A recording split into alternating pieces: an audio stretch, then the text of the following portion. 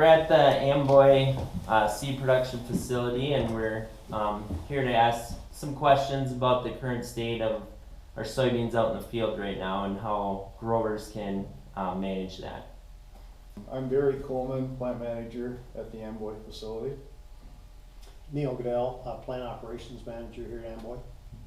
A grower looking at his soybeans out in the field right now, what are some considerations that he should be thinking about?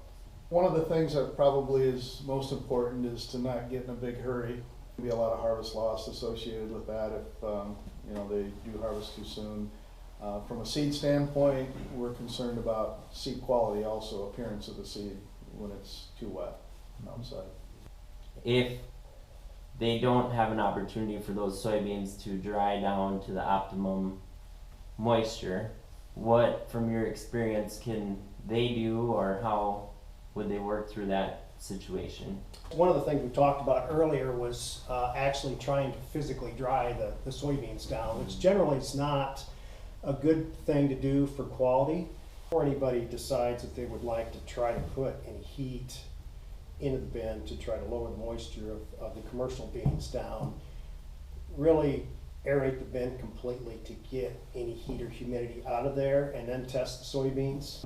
You have to really maintain or check the temperature of the seed inside the bin, put low volume heat 5 to 10 degrees above what the temperature of the bin is in, and monitor that from day to day. The advantage of the low level of heat that you apply, the 5 to 10 degree rise in temperature, would be to more or less remove the humidity from the air that you're putting through. And the higher the volume of air and the lower the humidity, then you're going to remove a little bit of moisture from soybeans. Soybeans don't dry down fast. I mean, that's a proven fact.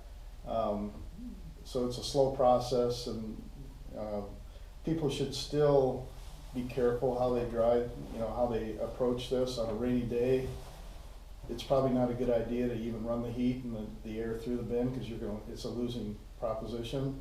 But if you have some drier conditions, sunny days, then that's when to go to work on it. As we look at next year and our seed quality, what have you seen coming out of the field? Is there any concerns that you have? Believe it or not, at this point, with the wet weather that we've had over the last 2 to 3 weeks, the appearance of the seed appears to be very good at this point. We do some bleach tests on the seed when it's coming in to the plant, and we've seen no issues whatsoever.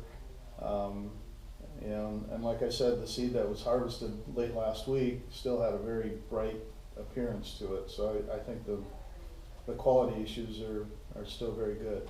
I don't think at this point we've had enough issues out in the fields to cause a lot of seed coat damage through the seed getting wet and then drying out in the field. So I don't expect any issues there.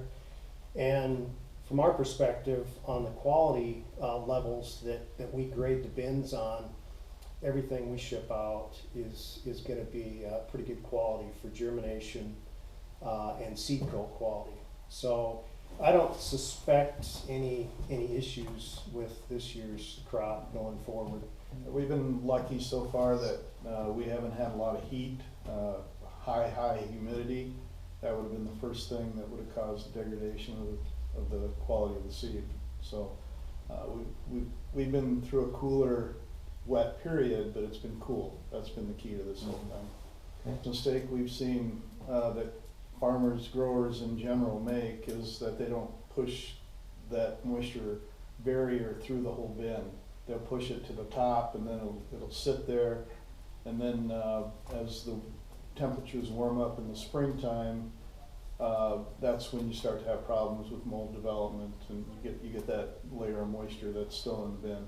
It's not through the whole bin. So you got to be very on top of things and run those fans, throughout the fall and early winter on the days that make sense.